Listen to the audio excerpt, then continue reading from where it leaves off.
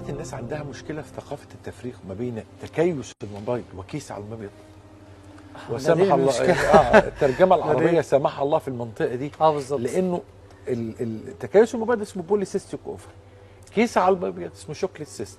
الاثنين في الانجليزيه غير بعض خالص. كيس على المبيض حاجه وتكيس حاجه ثانيه، ومتلازمه التكيس حاجه ثالثه خالص. يعني احنا بنتكلم في 3 نقط دلوقتي.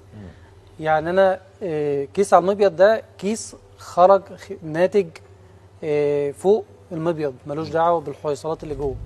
يعني ده منظر الكيس اللي على المبيض. المبيض موجود، الكيس خرج جواه، والاكياس دي انواع، ممكن يكون كيس وظيفي، كيس دموي، كيس شوكليت سيست زي ما حضرتك ذكرت، او اكياس كتير بانواعها.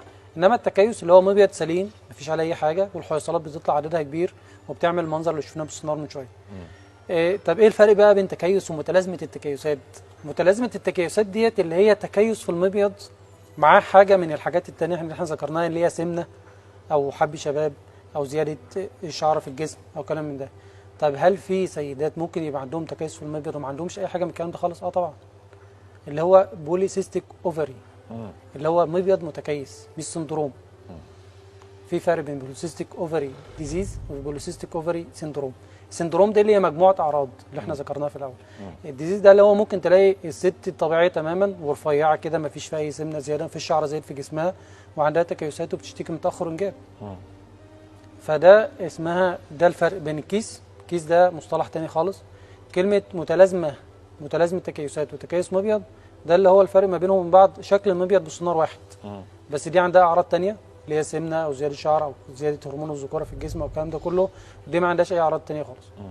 عندها بس ده اللي هو تكيس في المبيض فقط. ويظل في غموض حتى في تفسير سواء هنا وهنا. طبعا. يعني النظريات اللي بتفسر القصه. انا دايما عايز اركز، بعمل فوكس على دايما ما تقوليش ايه السبب، لان هو مش هيهمني. هنقعد نشرح نظريات علميه بحته ومش هنوصل لحاجه. احنا عايزين نحط ايدينا على الهدف. احنا هدفنا العالم كله هدفنا نعالج واقف قدام تفسير السبب بشكل غامض. يعني مش عارفين لغايه دلوقتي تكيس المبيض سببه ايه. بالظبط.